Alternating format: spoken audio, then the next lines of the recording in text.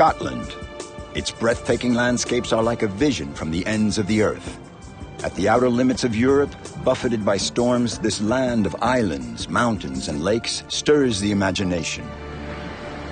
The Hebrides, an archipelago west of the British Isles, were hewn out by the harsh forces of the ocean. The heart of these Gaelic lands beats with the pulse of an age-old culture.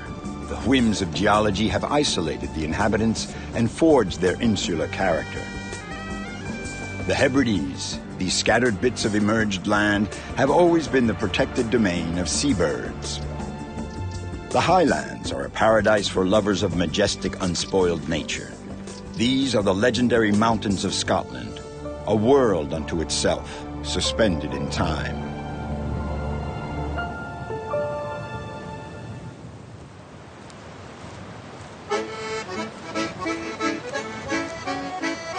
The island of Tiree is unlike any of the other Hebrides islands. They say it's the sunniest spot in Scotland, certainly the windiest. On Tiree, the sheep greatly outnumber the people. Proud of its Gaelic tradition, the island of Tiree owes its reputation to the pluck of the fishermen and its plentiful lobsters.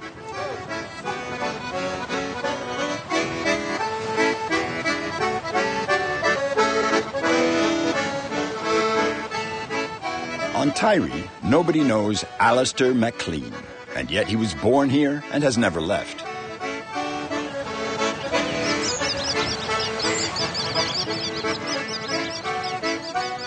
Like almost all the children on the island, Alistair inherited a nickname when he was very young. Billy. Billy the Box, his true identity. I suppose everybody's got their own version of that story, but obviously my proper name is Alistair, of course. Billy, I've not actually sure how it came about. It was something to do with my father. He got the ball rolling as far as me being called Billy. And of course, Billy the Box comes with the accordion, as we know it now, and it's called the box. And when I was in my young teenage years, I was doing quite a bit of music in the house, in neighbours' houses and whatnot, you know, with the accordion. So it was Billy the Box that stood, you know, that stuck like glue. Every summer, 7,000 lambs are rounded up for Tiree's sheep fair. It marks the end of their carefree existence. Wait.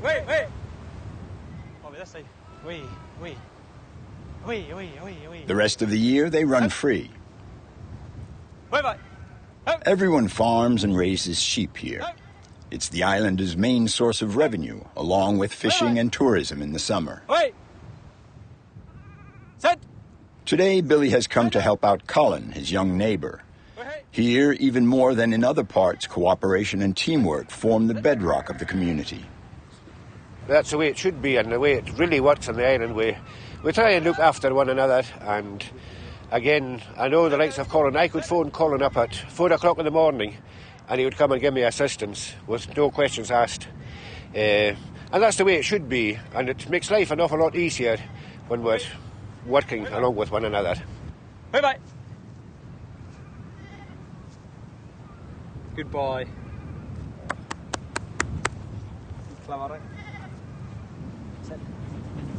I remember in particular getting the October holidays from school, which was known locally as the potato holidays. That was the time when the potatoes went home. So you got your fortnight's holiday and you'd dig your own potatoes and put them home, and you'd say, well, thank goodness that's over and done with.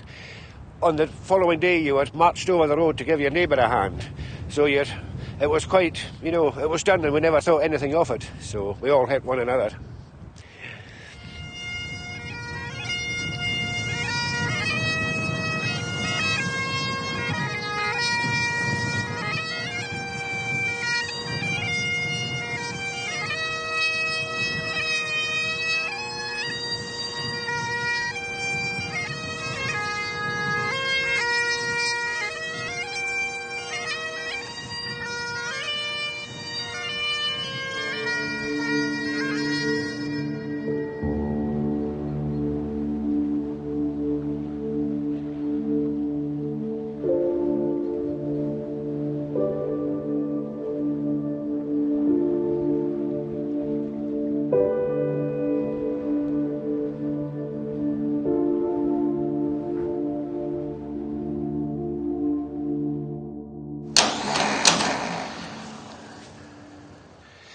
1963, I believe. Which is quite old. Yeah.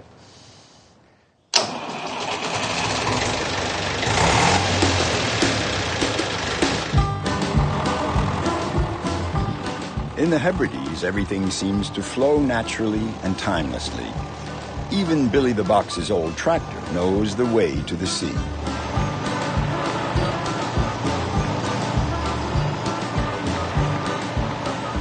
Billy, who's 52, owns 2 tractors, a dozen cows, 20 sheep, and a few patches of land to grow what he needs to feed himself and his animals. The bare necessities.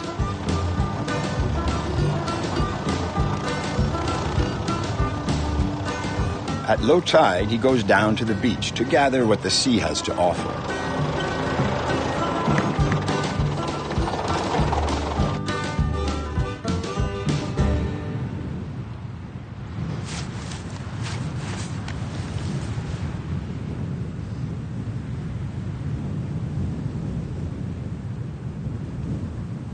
What nature gives you, you're making use of it. I mean, it comes in here for a reason, so why not make the use of it? The old folk, my father and my ancestors long before that, they all used to come down and gather the seaweed. Modern fertiliser wasn't quite so available then, and it's pricey. It costs a lot to bring the fertiliser in and to spread it and all the rest of it. I try to get as much as possible. It's not always here, mind you. It comes and goes. Depending on the wind and the tide, it brings it in, and this is the best stuff I've seen for a long, long time. You know, it's beautiful stuff, absolutely beautiful stuff. Quality Street back to Telford Road just seems to be a volume of traffic, and an accident on the A71 Calder Road blocking a lane westbound between the City Bypass and Rickerton Mains Road. Now the accident is westbound but very slow here in both directions. Billy is a farmer, a musician, and a sheep raiser. But he wears even one more hat. His days all start off very early, for he has another mission to carry out on the island.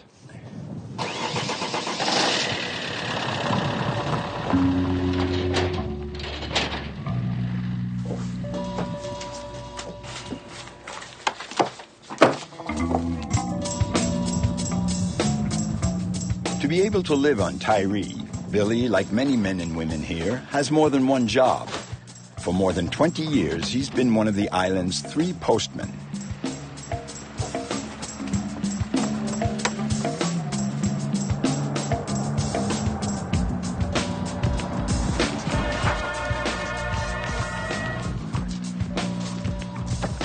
Quite often it's bills they get and junk mail, as I say, but whatever, it keeps me in work anyway. Even if there are only 600 inhabitants on Tiree, his round can't wait. Billy the postman is a man in a hurry, but he always exchanges a friendly word with those he meets on the way. Nice day, isn't it? A good day, aye. How are you, wee doggy? I hope this weather lasts anyway. It's a nice spell, isn't it? Aye. I mean, it's shelter. Yes. The sun and shelter. It's nice, right. like a summer's. Could be like a summer's Better than day. the summer. Right. See you later. Cheerio then. Bye. Well, yes, they've certainly known me. I've been in the job over 26 years, so they've got to know me, and even a lot of new faces come to the island, and, you know, they get to know the postman. That's pretty quickly kind of thing. Again, you're at the door every day kind of thing, so, yeah. Oh, yes, it's all part of the job.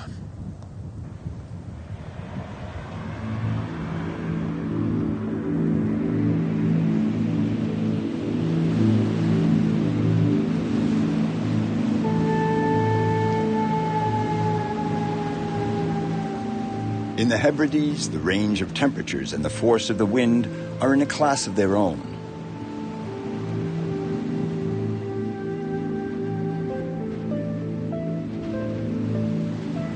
Out in his shirt sleeves, as always, Billy faces the morning chill without a shiver, disproving the old Scottish saying, "There's no such thing as bad weather, just the wrong gear."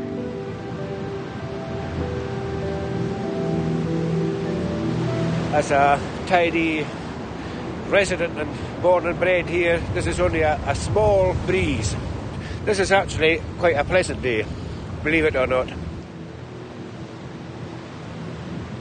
I would reckon, honestly speaking, you're as close to nature as you can get living out on a little island like this. You've got to be. You've got to face the elements every day. You get some good days, some nice days, but you can get some very, very bad days as well, where, again, you're at the mercy of the elements. What you can do, when you can do it, if you can do it.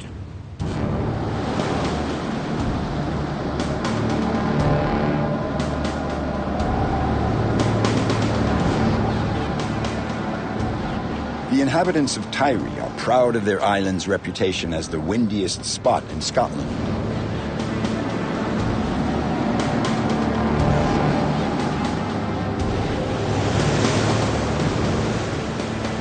But sometimes the reality surpasses this banal tourist slogan.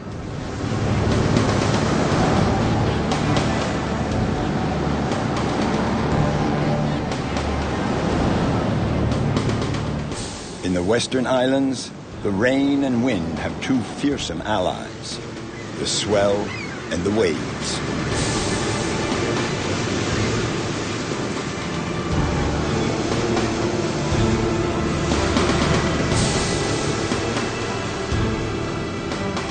In Scotland, the winter storms swing from rage to fury.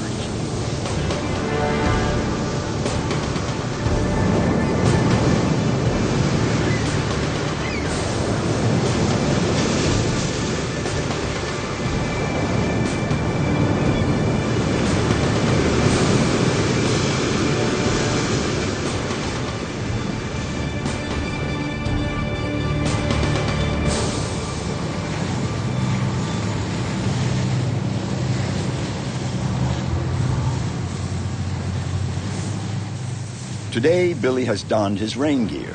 He's going to lend a hand to the skipper of the Atlantis, one of Tiree's 7 small fishing boats.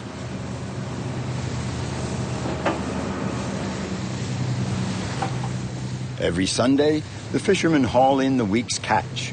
Tons of shellfish carefully kept alive in creels.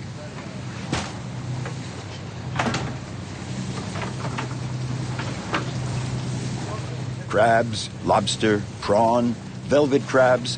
The waters off Tiree are known to be very rich in nutrients. What's more, there's no overfishing. They know how to protect their treasure here.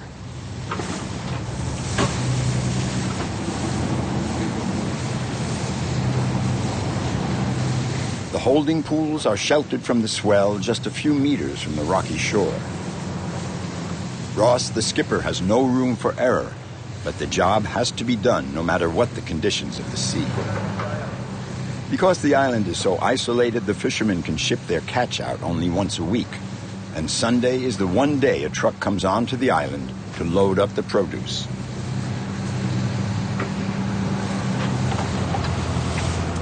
When you live in a small community, you've got to be readily available to give somebody a hand or receive help.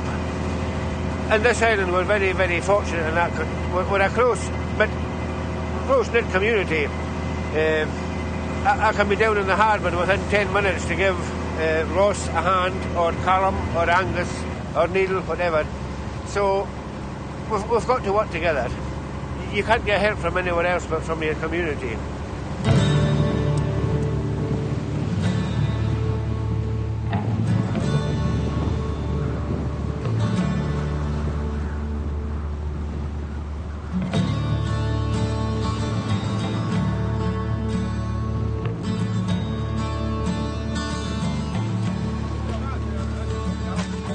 For the fishermen, it's a race against time.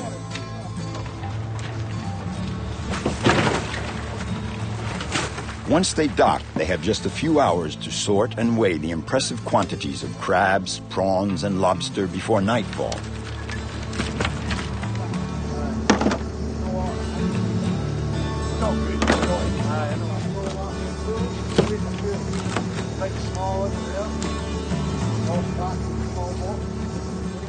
That's a big one, isn't it? Yeah, aye.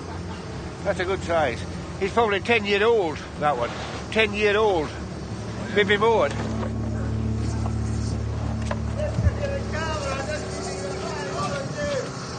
The truck has just pulled onto the wharf. In the morning, it will arrive in Oban on the Scottish mainland. From there, it will embark on a long trip to southern Europe. Everything caught in the waters off Tyre is sold in Spain, the world's 5th largest consumer of seafood.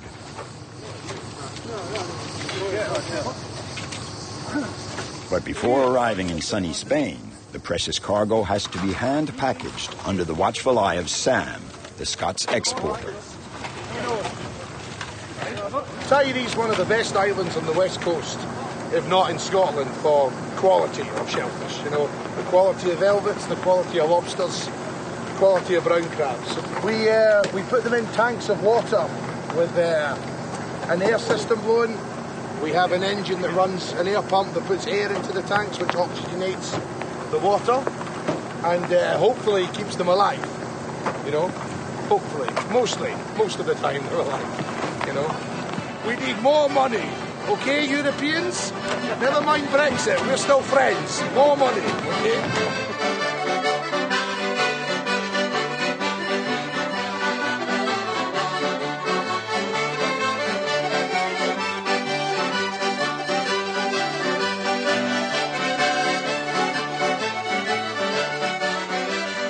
I'm born and bred here, and my father was from the island. My she's from the island, so I suppose I'm as true Tyree blood as you can get.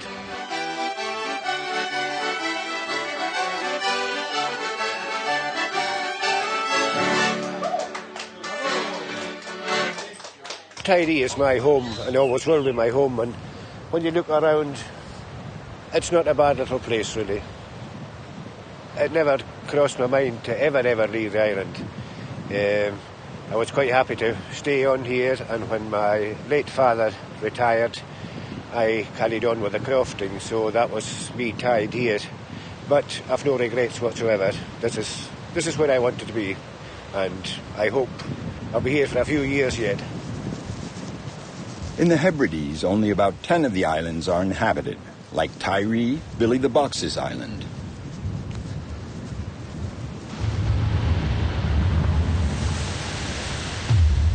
The entire archipelago is made up of over 500 islands and islets. Most of them are completely protected. Some were abandoned at the beginning of the 20th century. Cut off from the rest of the world, these patches of Gaelic land have become a paradise for migratory birds.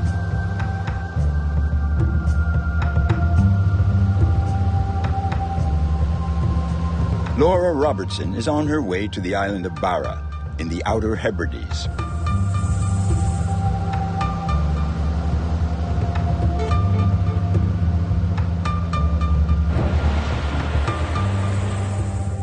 The small local airport is one of a kind. The pilots who do the run between mainland Scotland and the Hebrides have to check the tide charts before they land here.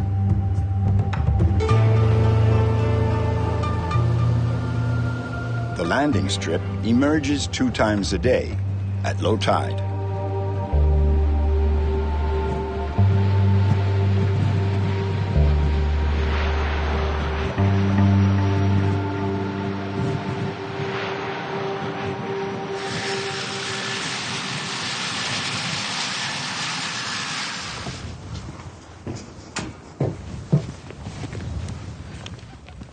Laura is an ornithologist. She's just stopping over on Barra on her way to her final destination, the island of Mingulay, where she'll plunge into an experience quite out of the ordinary, living on her own on a deserted island. Yeah, it's just a fantastic opportunity to get away to somewhere really remote and challenging to live on. There's no shop around the corner to get your groceries from, and yeah, you know, when the weather's bad, you just kind of have to batten down the hatches and do your best to get the work done. Yeah, I think to spend time alone on remote islands like that, you have to have an awareness of yourself. You need to be able to sort of know when you're feeling a bit down or whatever, and not let things get to you too much. Laura's crossing to the island is scheduled for tomorrow morning. She has been preparing to leave civilization for several weeks, but tonight, Laura is already somewhere else, off on her island. Yeah, I'm just interested about the place that I'm going to be living on for the next 3 months. Want to find out more. There are lots of stories about Mingulay that people on Barra can tell you, and it sort of whets the appetite to learn more before I go and live there myself. Spent years working in an accountant's office. Then one day she decided to give it all up and strike out in a new direction.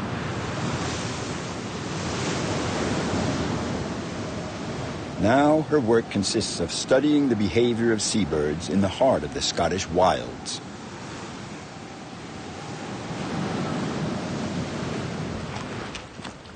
But at dawn, the crossing to Mingulay is looking doubtful. Hi there. Hi. Hello. Hi. Are you Donald? I'm Donald, yes. Yeah, hi there, I'm Laura. I'm looking to get a boat across to Mingulay, and I've been told you're the person to see. Yeah, that's me. That is the boat trips to Mingulay, but the weather's not very good for going today. Oh, okay. When do you think it Well, might I'm hoping to go improve? tomorrow. Okay. How long does it take to get across there? About an hour. About an hour. Depends on the weather. Okay. When do you think the weather's going to improve? Well, the forecast looks better for tomorrow, so hopefully tomorrow. Tomorrow. Okay, so just come down to the boat. Donald MacLeod was skipper of a boat that fished the waters between Scotland and the Faroe Islands for more than 30 years. He's the only sailor around who goes to Mingulay from time to time. No, there's no harbour, and it's not very sheltered. There's always a bit of swell there, so it's got to be a very good day to land. To take to the sea in Scotland, you have to seize the calm spells, the rare moments when the ocean takes a breather.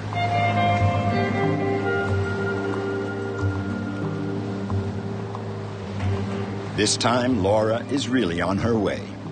She won't be back to the port of Barra before the end of the summer. She can say goodbye to the modern world and its conveniences. There's no turning back now. How to prepare for Mingulay, I'm not sure.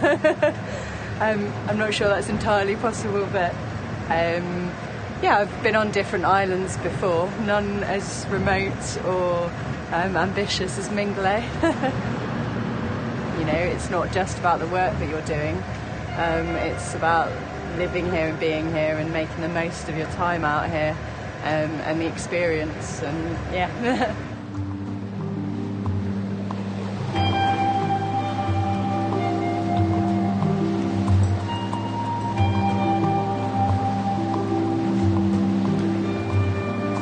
Passing beneath the cliffs, Laura discovers her new turf. There's even a welcoming committee.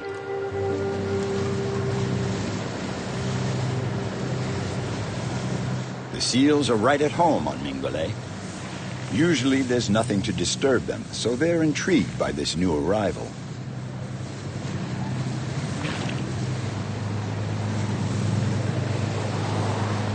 Over there's the house that I'm going to be spending the next 3 months in, living and working out of.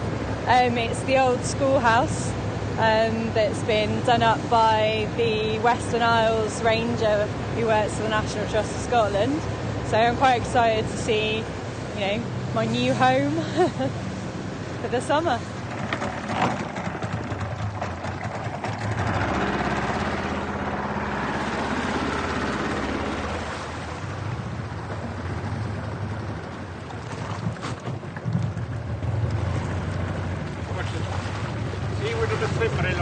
Okay, cheers.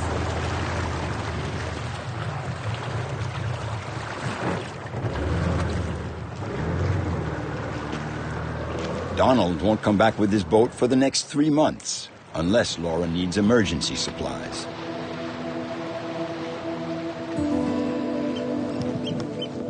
From now on, this is her island.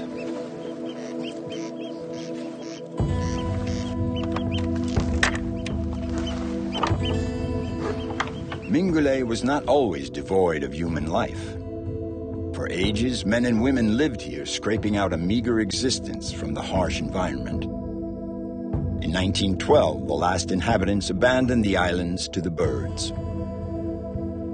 180 people were still living on the island at the end of the 19th century. They survived thanks to a bit of livestock, some fishing, and, when times got hard, bird hunting. Back then, there was even a school on Mingulay with 48 children enrolled.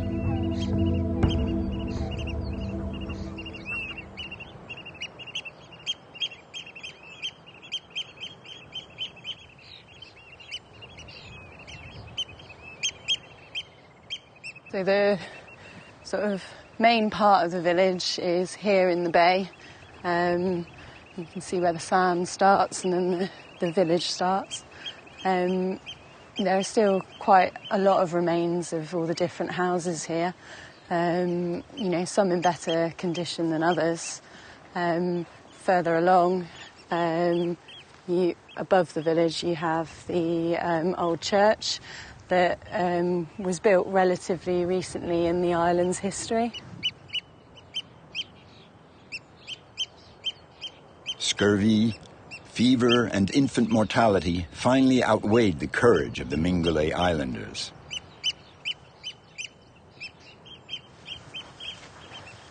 Locations like this, islands like this, are very much a part of the history of the people that have lived on the Hebrides in the past and are living there now, and is very much still part of their lives, I think. The only thing that Laura shares with that distant past is the island's single source of fresh water. For centuries, it allowed people to live here far from the rest of the world.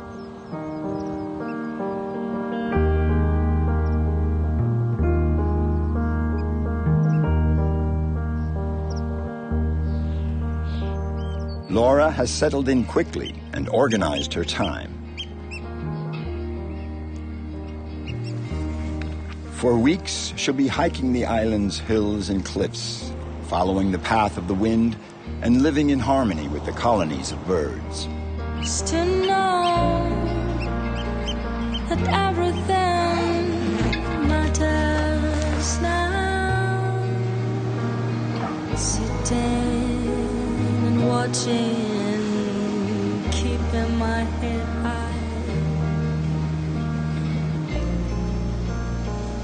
By leading a free existence without constraints, this ornithologist is living out a dream that many people have: to live on a deserted island like a modern-day Robinson Crusoe.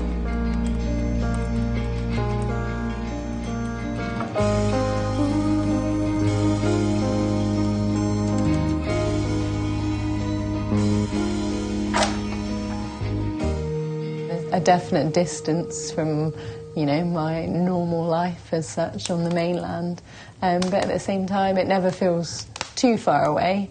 3 months is no time at all, really. Before you know it, the seabirds will be leaving the cliffs, monitoring will be drawing to a close, and it will be time for me to go back to the mainland again and leave Mingulay behind me. Yeah, it will come quicker than I can imagine. Laura hikes several kilometers every day to get to the bird rookeries of Mingulay.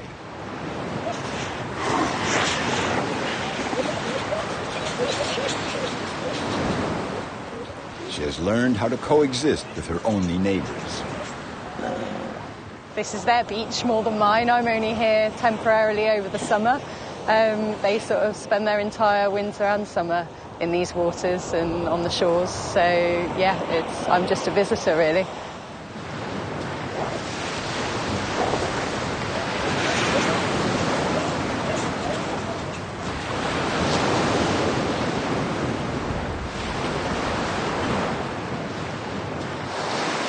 You'll be walking along the coastline on lower sort of rocky areas, thinking you're all alone, and then this little head pops up and, oh, who are you? And just really inquisitive, wants to sort of see what you're up to, and follows you about the coast a little bit.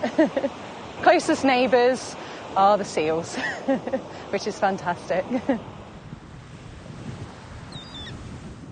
You have to be in good shape to do ornithology. Mingulay is an island of stone and peat, and it's not always easy to get around. From their height of 220 meters, the cliffs look down onto the vast Atlantic Ocean.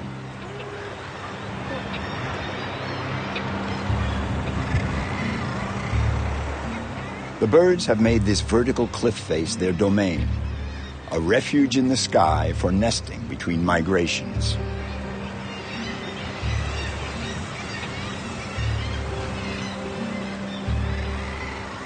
Laura can't afford to be afraid of heights.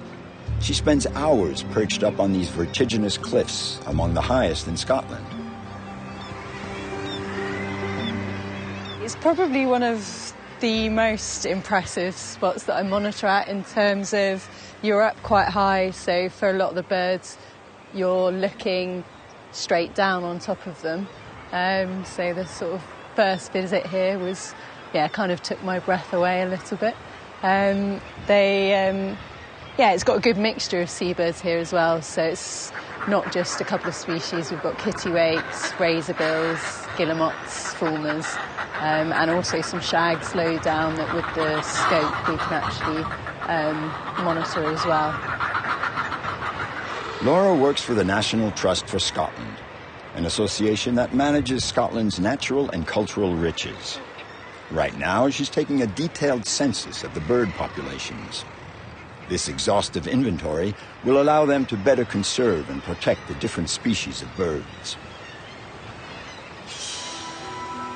The northern fulmar, a tireless ocean traveler. It spends most of its time on the high seas, far from human eyes. The great squaw. Its fierce beak is capable of killing its fellow creatures in order to eat or defend its nest. On Mingulay, Laura can enjoy the beauty of this wild world from a front row seat. Who is this strange person every day coming to this cliff? What is this strange creature staring at me but not doing anything? Who knows what they're thinking?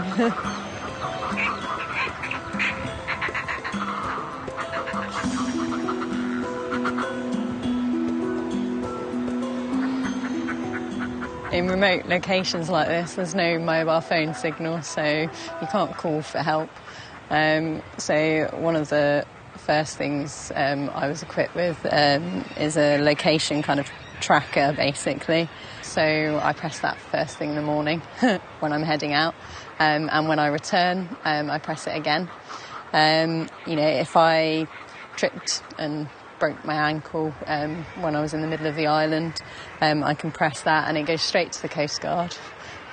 So they would come out to help me. I think the best safety feature is don't take risks.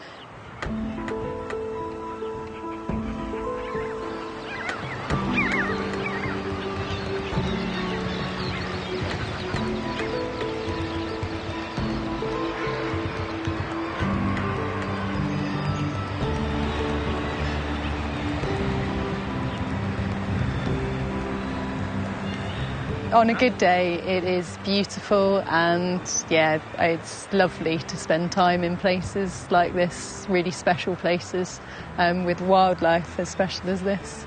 It's fantastic. Completely different personality in different weathers though, so when it's a raging gale, it's not quite so friendly, not quite so peaceful, but it's a beautiful, stunning place. I'm lucky to be here, working here.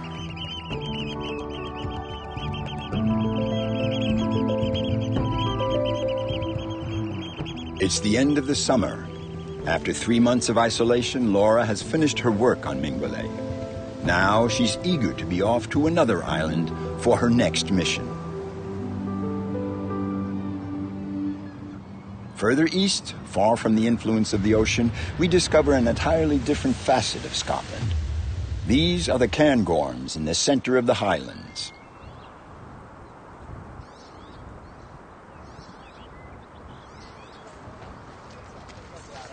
Oh, you're trying to pull you up now, but not pull you down now. 121, 49, 79, 115, 40, 72, 126, 68. Emma O'Shea is a mountaineer, plucky and tireless. Ready?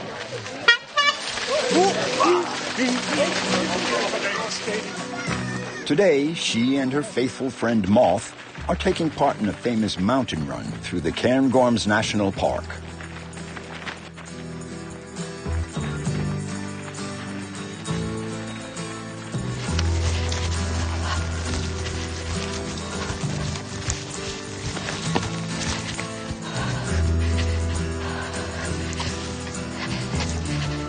I never knew what I wanted to do, and sometimes I still don't know what I want to do, but the one thing that I do know is that I wanted to work outside.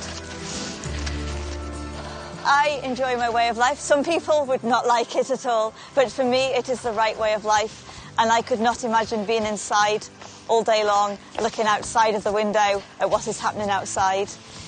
So for me, I'm very happy. I like when the weather is very wet or very windy. It is still fun to go outside in the mountains and in the forests. And when the weather is good, that is a bonus. With a height difference of 1,600 meters, this competition is a grueling 2-hour run in the cold and damp. But what makes Emma run?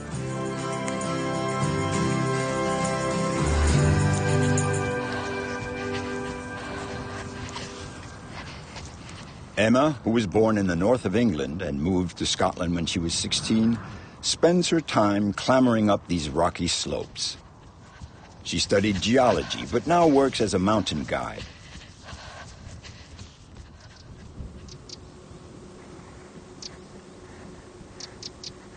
Welcome to the world of Emma. In Scotland, the further north you go, away from the center, the sparser the population. The highlands seem to exist on the outer limits of the known world. It's a series of lakes inhabited by legendary monsters, bald mountains, and age-old forests.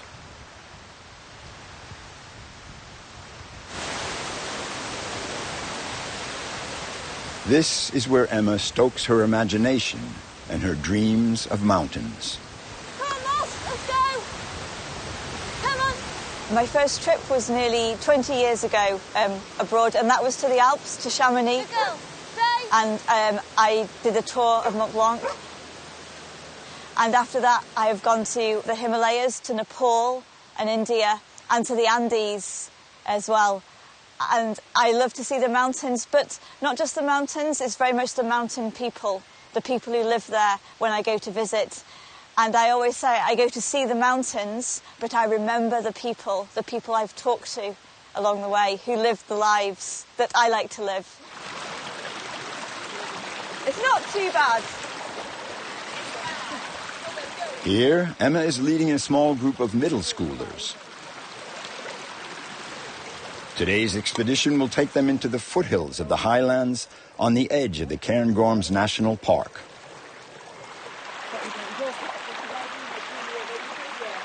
The program of the day, fieldwork in the open air. Because I don't want to end up having my bag back. That is a cluster. Who's waiting for a cluster of trees? So take a mattock and a spade and 5 trees with each group to start with. There you go. Okay. Emma is a volunteer in an association whose goal is to make the young people aware of the need to reforest Scotland's mountains. So today we're planting hazel trees back onto a hill where there hasn't been any trees for hundreds of years, and it was man who cut down the trees for homes, for building and for animals, and now we've got an opportunity to put them back. And it means a lot to me because the trees are very important, they're very good for the wildlife and they're very good for people. So it's really, it makes me very happy to be able to have the opportunity to come out and put some trees back onto the hillside. The reforestation project is part of the curriculum in the Highlands middle schools. The students learn that thousands of years ago, these bald mountains were covered in forests. A writer and a reindeer. Well, for me, it's good for volunteering and like for my future, and it's good to have you on your CV. It's a good experience, and it's maybe leading me on to something in my future, a career. Yeah, I'll come and see the progress in maybe 20 years or so and see how much they've grown and if it's successful or not. Yeah. That looks good. That's good. How many trees have you done? 10. So 20 to hot chocolate. When you look around, there are already some trees that are maybe up to almost 1 metre from the ground, and they weren't here 10, 15 years ago.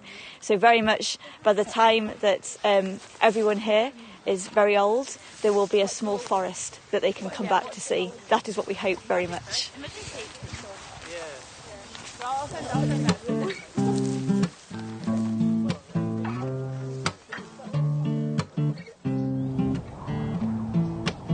In winter, the mountains can change their aspect in just a few minutes.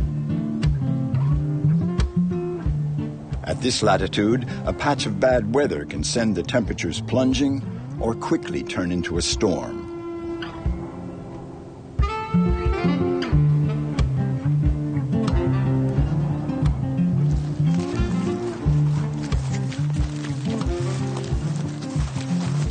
Hello.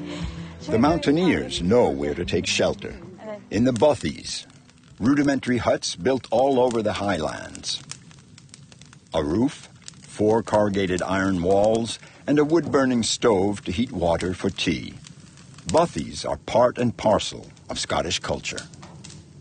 Robert Scott, a pioneer in mountaineering in Scotland, is a legend in this region. In the 1950s, he was one of the first to blaze trails in the highlands.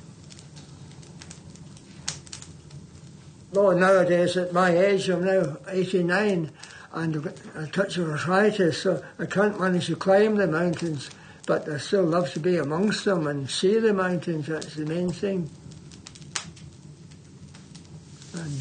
And write about the good old days when I used to go climbing. So, and hope when I've written, this is my 4th book, so I might manage to write another 1 or 2 before I reach 100, before I reach my century.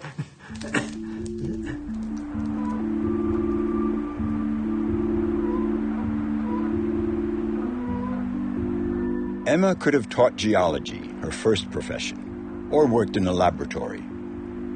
But ever since the first time her father took her to the highlands when she was 8, she has had her head filled with dreams of adventure, mountains, and wide open spaces.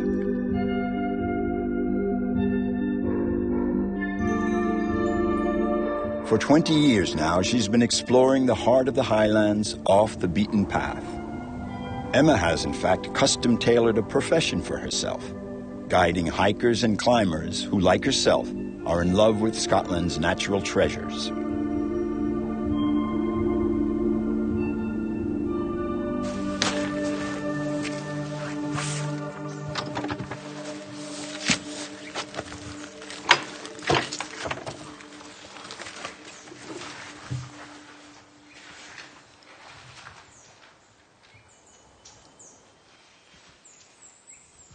It is like coming back in time. There is nobody here, and there are just the ruins of the castle surrounded by old trees. It's mysterious and magical, and it's a very special place to be.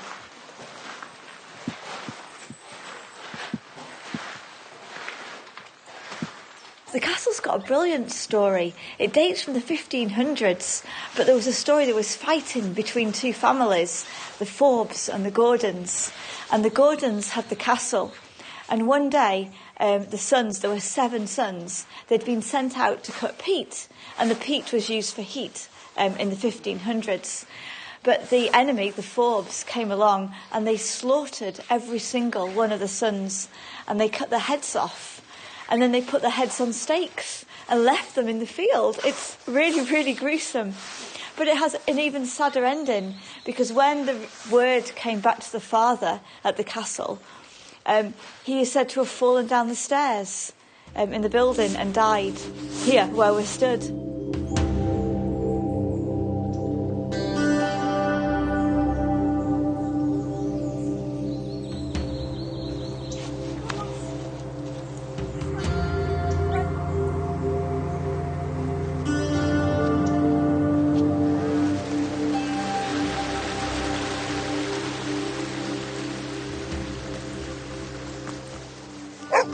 This is one of my favourite mountains. It's one of the Munros. It's a mountain over 3,000 feet in height, and this height is 3,554 feet. But the view from the top is absolutely stunning. We can see the whole of Scotland from here. The Munro Mountains are one of Scotland's wildest territories. 9 peaks, among which is Ben Nevis, the highest mountain in the British Isles.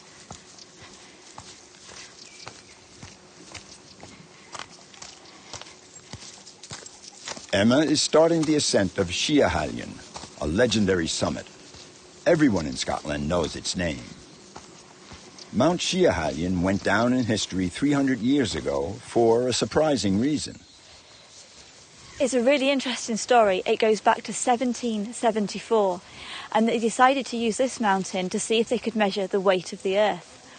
And the mountain was chosen because it's completely conical in shape, and it was quite a uniform mountain.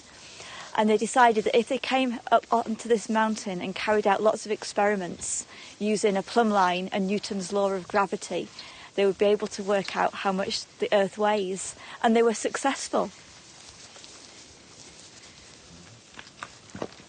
After months of training, Emma has attained her holy grail. She has been accepted into Scottish Mountain Rescue, a select team of 800 volunteers who help people in trouble.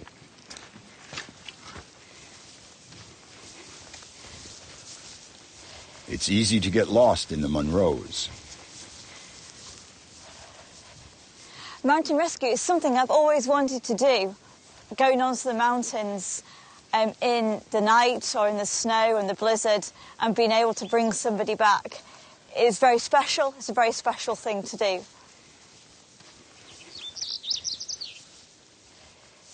In our team there are 50 people, and maybe less than 5%, maybe less than 2% in every team are female, just a small number.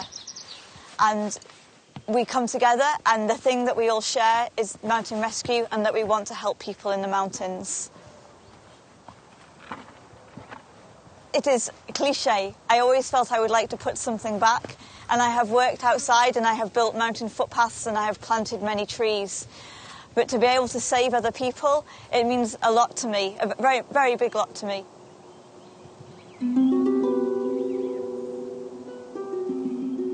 It's for these moments that Emma decided to become a mountain guide.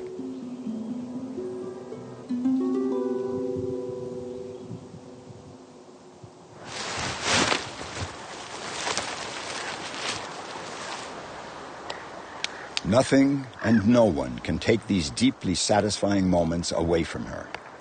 For Emma, there's no need to travel to the ends of the earth to find adventure. This young woman in love with her mountains has chosen to make her life a long voyage on the paths of her own freedom. It's just wonderful just to sit and let the world stop. We spend a lot of time rushing around, and it is lovely to be here outside, surrounded by the mountains and the water, and to stop and just to spend the time with the fire and with friends sometimes, or also on my own as well, or with the dog too. For other people, they would think this is not 5-star at all, but for me it is, and it is very special to feel that way. This is much better than a 5-star hotel. This is very real for me.